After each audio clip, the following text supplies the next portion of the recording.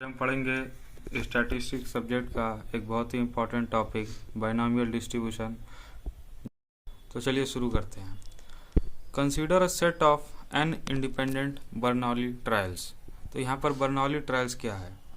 किसी भी any particular performance of a random experiment having only two possible outcome. मतलब कि कोई भी ऐसा रैंडम एक्सपेरिमेंट का एक पार्टिकुलर परफॉर्मेंस जिसके केवल दो ही पॉसिबल आउटकम हो, तो उसको बर्नौली ट्रायल्स कहते हैं। तो यहाँ पर बाइनोमियल डिस्ट्रीब्यूशन में हम ऐसे n बर्नौली ट्रायल्स लेते हैं और in which the probability p of a success in any trial is constant for each trial. यहाँ पर p क्या है?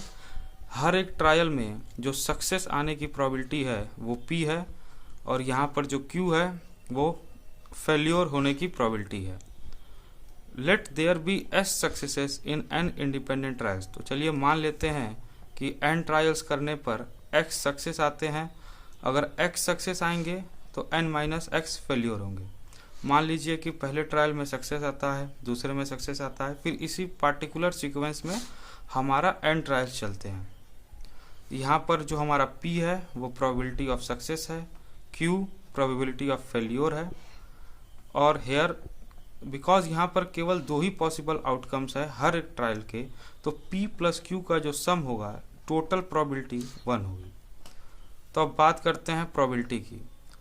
तो what is the probability of X success in n independent Bernoulli trials. यहाँ पर एक स्पेसिफिक सीक्वेंस में X success, suppose मान लीजिए कि हमारे X सक्सेस आ रहे हैं और n माइनस एक्स फेल्योर है, तो क्या उसकी प्रोबेबिलिटी है? तो प्रोबेबिलिटी इस तरीके से लेंगे, ये कंपाउंड प्रोबेबिलिटी थ्योरम से ये प्रोबेबिलिटी इंडिविजुअल प्रोबेबिलिटीज़ के मल्टीप्लिकेशन के बराबर हो जाएगी, क्योंकि जो हर एक ट्रायल्स हैं वो इंडिपेंडेंट हैं। तो probability of success P, probability of success P, तो similarly P D power X और फेल्योर की प्रोबेबिलिटी Q, तो इसी तरीके से Q the power N minus x. But जरूरी नहीं है कि हमेशा सक्सेस इसी सीक्वेंस में आए, तो यहाँ पर कई सारे सीक्वेंस पॉसिबल हो सकते हैं।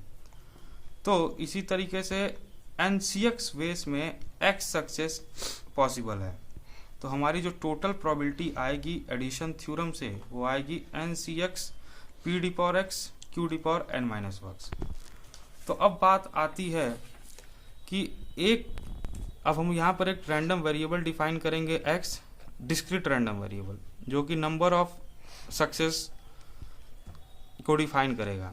तो एक रैंडम वेरिएबल x को कब कहा जाएगा कि वो बाइनोमियल डिस्ट्रीब्यूशन को फॉलो करता है? Random variable x is set to follow binomial distribution अगर उसकी प्रोबेबिलिटी मास फंक्शन इस एक्सप्रेशन से दी जाती है।